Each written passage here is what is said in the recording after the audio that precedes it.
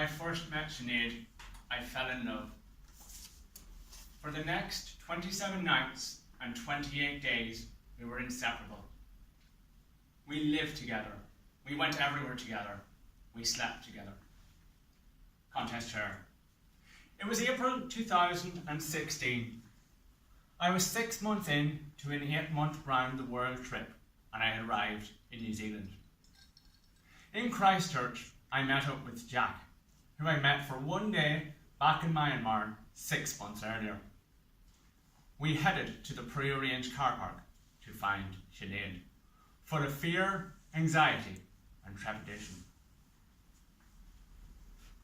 Before I go any further, perhaps I should explain about Sinead.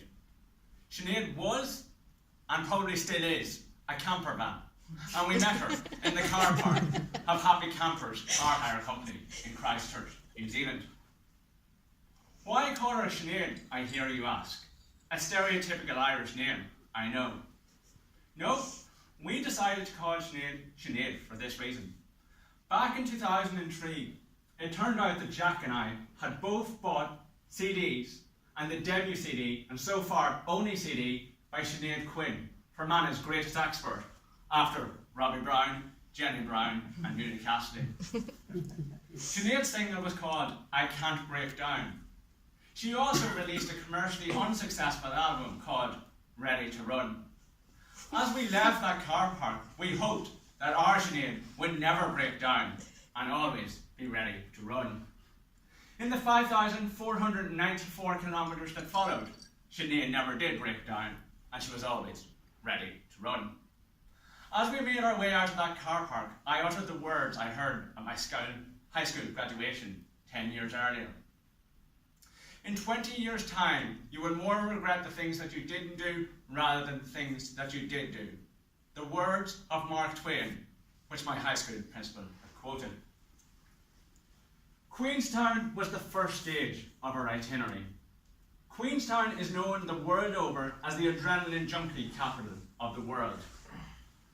Item number 1 on the bucket list, a bungee jump.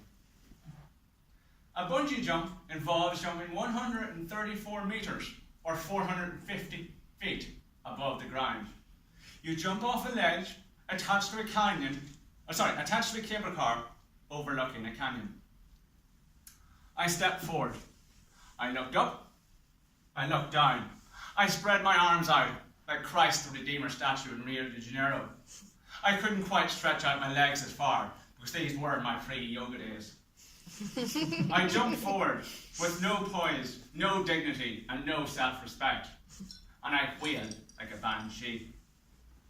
Upon being hoisted back up to the jumping platform, I was verbally castrated by our instructor who said, "You're not supposed to jump off, you're supposed to dive off." I'm like, no, my friend. You called it a bungee jump, you get a bungee jump. It's not a bungee dive.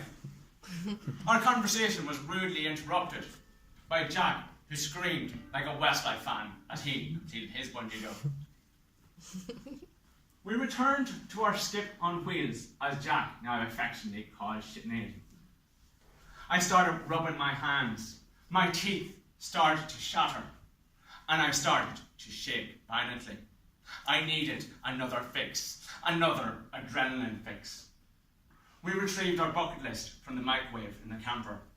Item number 2, whitewater rafting. Row, row your boat gently down the stream. Merrily, merrily, merrily, don't forget to scream. All together now. Row, row your boat gently down the stream. If you see a crocodile, don't forget to scream. Beautiful words, beautiful words. What was less beautiful was the conversation we had as we were heading towards the waterfall we were about to descend. The 4 Asian tourists who were with us insisted in telling us in their broken English that none of them could swim. Well, ladies and gentlemen, let's put it this way. They took to it like a duck to water, or in this case, more of an Alaskan salmon jumping over a waterfall. Leaving Queenstown reluctantly behind, we headed to Matamata, the home of Hobbiton. Hobbiton is where Lord of the Rings and The Hobbit was filmed, and devout fans like Jack can see where his favourite film was filmed. Despite being a man who studied folklore for 7 years, I had little interest in transferring myself from this world into a world of fantasy. But then the expression that I'd heard for 6 months, nearly every day, came into my head. YOLO. You only live once. Coincidentally, YOLO is actually the cousin of Yoko being Yoko Ono, who married John Lennon. So from there, we went around the various sites. I didn't admit to Jack at that time that I had in fact seen the first Lord of the Rings films. And I was so bored during that film that I managed to remove not just one, but 2 teeth without any tools, equipment, or light. One of my other achievements in life. So there we headed. And then the adventure continued in New Zealand. Next, we decided to go zorbing, just to push ourselves further out of our comfort zone. For those of you who don't know, zorbing is basically like a giant plastic golf ball that you insert yourself into when you roll down a hill. On one of the races that we completed, very liquid and water was added in, so it was basically like being incarcerated inside a washing machine. Fellow Toastmasters, tonight I've tried to encourage you to step outside your comfort zone. But how do you wish to do this? Is it a new skill you wish to learn, like public speaking? Is it a new career you wish to pursue? Or is it someone you have a crush on that you wish to ask out this Valentine's night? By the way, ladies, it's 2019, I'm single, I'm ready to mingle, so give us a jingle. My number is 077, contest chair. Thank you.